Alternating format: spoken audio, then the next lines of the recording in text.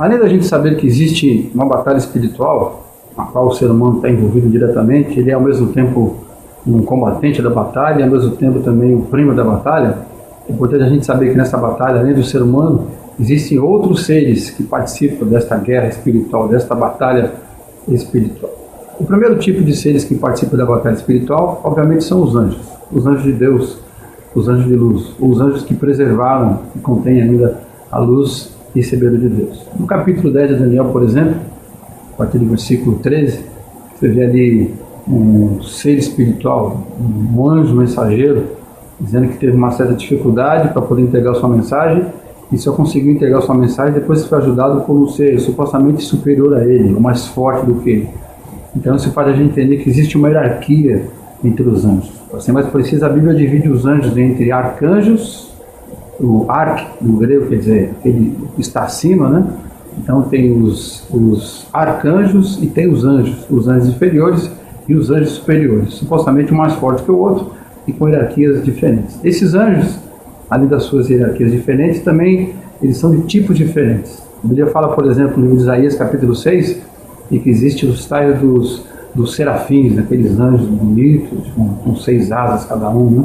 Então, esses anjos, eles são anjos de adoração, anjos de louvor. No texto de Isaías que eu citei, eles estão louvando a Deus ali naquele texto. Existem os querubins, e os querubins, eles são conhecidos como seres de guerra, propriamente de batalha, né? Então, por exemplo, no livro de Gênesis, capítulo 3, no verso 24, depois que o ser humano é expulso lá do paraíso, a Bíblia diz que Deus colocou um desses anjos guerreiros, com uma espada na mão, um querubim, para guardar a entrada do paraíso, para que o ser humano então não entrasse mais no Éden, ali tomasse da árvore da vida e vivesse em pecado para sempre. Então ele tem uma espada, ele é um guerreiro, né? Ele é um combatente. Um texto paralelo com isso, parecido também, é um texto de Ezequiel, quando ali explica sobre a existência do diabo, como ele caiu, e diz que antes disso ele também era um querubim, né? E ele também tinha uma espada, guardava ali o Éden. Então, os seres espirituais do bem, os anjos, eles têm hierarquias, eles são de tipos diferentes e eles têm tarefas diferentes. Então, existem aqueles anjos que recebem a incumbência de serem mensageiros de um recado de Deus para o ser humano. Talvez o episódio mais famoso disso seja o anjo Gabriel, que trouxe a mensagem para Maria, Lucas capítulo 1, verso 19, em que ela estava recebendo uma boa notícia, que ela seria mãe do Salvador, mãe do Messias. Existem os anjos que podem exercer em certo momento um papel de guerreiros e soldados, o próprio arcanjo Miguel que eu citei, no texto de Judas, no versículo 9, por exemplo, diz ali que ele lutava contra as trevas, especialmente contra o príncipe das trevas, que é o diabo, pelo corpo de Moisés. Então os anjos podem ser mensageiros, eles podem ter a tarefa de soldados, e interessante que eles também podem ter a tarefa de auxiliar o ser humano na batalha espiritual.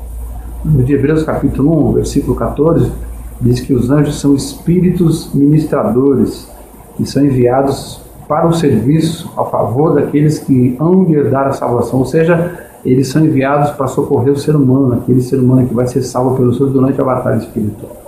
Além dos anjos de Deus, a batalha espiritual tem outro tipo de combatente, que são os combatentes das trevas. E eles também têm tipos diferentes. Tem os anjos caídos, em Lucas capítulo 10, verso 18, Jesus diz, olha, eu via Satanás caindo do céu como um relâmpago. Então, existem os anjos que caíram na rebelião de Satanás. Diz a Bíblia, no livro do Apocalipse, que ele é o grande dragão, né? Diz que quando ele se rebelou, capítulo 12 do Apocalipse, verso 4, ele não se rebelou sozinho, na verdade, a conspiração envolveu ali uns 30% dos anjos que caíram. Apocalipse capítulo 12, verso 4, fala que um terço das estrelas do céu foram lançados sobre a terra. Então, o império das trevas, no mundo espiritual das trevas, na batalha espiritual, existem os anjos lutando, e no mundo das trevas espiritual, existem os seres das trevas. Então, existem os anjos e, obviamente, existem os demônios. Os demônios não são não é a mesma coisa que os anjos? Normalmente as pessoas acham que sim, só que na verdade não são a mesma coisa. O anjo caído é um ser das trevas, mas é um anjo que tinha luz, estava junto com Deus. E o demônio? O demônio também é um ser das trevas, é um ser espiritual do mal, mas a origem dele é completamente diversa. Para falar sobre isso, eu teria que falar sobre a teoria do intervalo, mas no outro vídeo eu vou entrar no detalhe sobre essa teoria do intervalo. Mas para você entender, basta você pensar o seguinte, de que existem os anjos, que são seres das trevas, anjos do mal, anjos das trevas, anjos caídos, E existem os demônios, que fazem parte desse mesmo exército das trevas, mas que não são anjos, são demônios, são seres do mal também nas regiões espirituais das trevas. Por exemplo, Mateus capítulo 8, versículo 31, ali diz que Jesus expulsou vários desses demônios, mandou que eles entrassem num bando de porcos, e os porcos caíram ali a ribanceira abaixo do buraco. Esses anjos, eles têm então hierarquias, assim como os anjos da luz. O Satanás, por exemplo, o príncipe das trevas, ele é o mais importante, é o príncipe das trevas, né? É o superior a todos eles.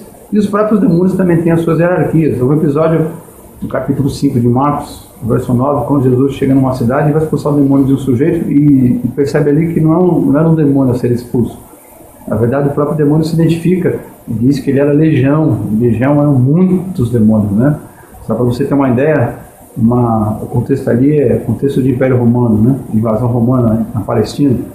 Então a referência com certeza eram as legiões romanas de soldados. Uma legião romana de soldado era quase 7.000 soldados. E obviamente que 7.000 soldados não andam assim, abestalhado, todo supra, cada um lutando de uma maneira. Existe uma ordem, uma organização e uma hierarquia. E aquele demônio que estava ali para ser expulso por Jesus, ele dizia que era uma legião, havia pelo menos 7.000 demônios totalmente ali organizados. Então existe uma hierarquia também entre os demônios. É importante você saber de que os seres das trevas, eles podem aparentar de forma diferente, eles podem se manifestar de forma diferente. Aliás, eles têm corpos. Opa, corpos? Como assim? Se são espirituais, como é que tem corpo?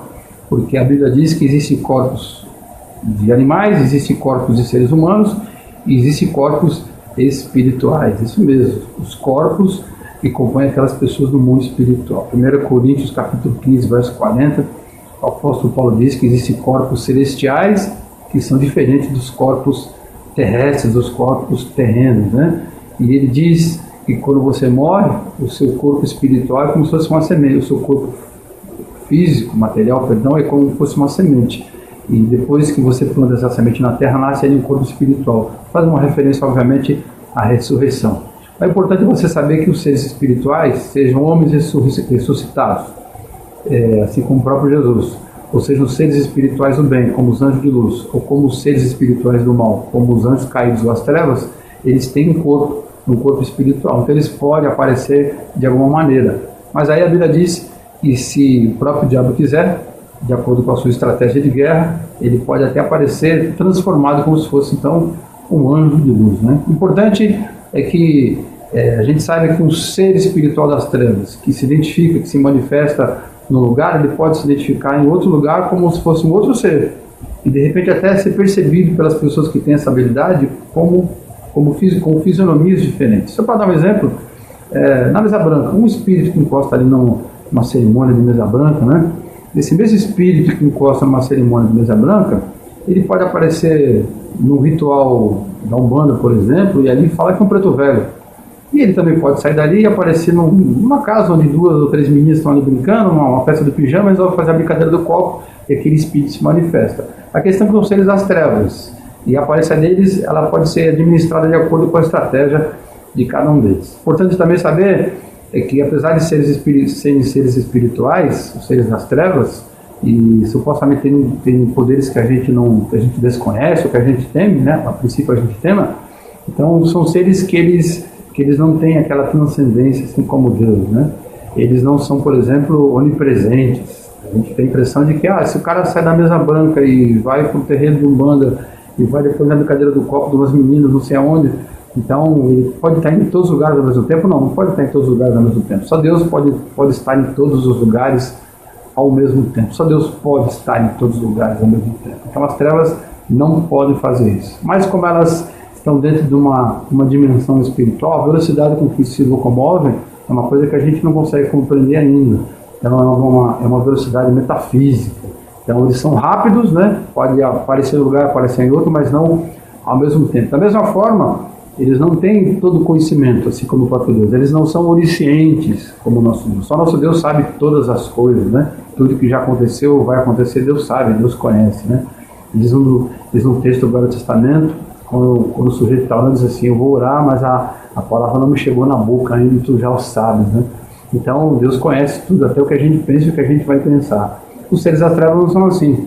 mas eles são seres milenares, são seres que existem há muito tempo. Então, observando a humanidade, interagindo com a humanidade há muitos séculos, né? Então, eles têm um conhecimento milenário, eles jogam com esse conhecimento para poder enganar e seduzir as pessoas e as nações. Da mesma maneira, também não são seres onipotentes, têm todos os poderes, pois eles têm algum poder, obviamente. O ser das trevas pode gerar uma doença, lembra do caso de Jó, por exemplo, diz lá no começo do livro de Jó, de que o diabo chega diante de Deus e pede permissão ali para tocar no corpo de Jó, e Deus dá a permissão. Então o diabo vai e lança uma série de doenças em Jó. Então eles podem lançar uma doença sobre alguém, como eles podem então tirar aquela doença que eles mesmos colocaram, operar uma suposta cura em uma pessoa. Então, por exemplo, aquelas cirurgias espirituais, a maioria ali a gente sabe que é truque de mágica, enganação, né? Truque de câmera, quando está sendo gravado e etc. Mas em alguns momentos você pode perceber que pode existir uma cirurgia que parece ser verdadeira, e de fato é, operada pelas trevas, mas é uma cirurgia verdadeira e pode até ter uma cura temporária ou parcial, em um certo modo, que as próprias trevas causaram naquela pessoa de acordo com a sua estratégia. Para terminar, é importante saber o seguinte: esses seres das trevas, eles têm pavor de Deus. A Bíblia diz em Tiago capítulo 2, verso 19, diz assim: você teme a Deus? Faz bem. Você acredita em Deus? Tudo bem, você faz bem com isso. Então termina dizendo assim: até os demônios também creem e tremem, né, quando pensam, quando se lembram de Deus. Por que os demônios têm medo de Deus? Porque eles sabem que o tempo deles está se esgotando. Eles sabem que o tempo que eles serão castigados e serão tirados e como derrotados da batalha e vão para o seu castigo eterno, esse tempo já está chegando. Bíblia de Apocalipse capítulo 12, versículo 12, diz assim: ai da terra e do mar, porque o diabo desceu até a terra e o mar, cheio de grande ira, grande cólera, sabendo que pouco tempo lhe resta. Então, o império das trevas, os seres das trevas, eles sabem que resta pouco tempo para eles travarem essa batalha. Eles sabem que a batalha está sendo perdida. Se você achou esse vídeo legal, compartilhe com seus amigos. Se você gostou para valer, clique em gostei. Se quer assistir outros vídeos, quando ficar pronto, eu te mando, é só se inscrever no canal.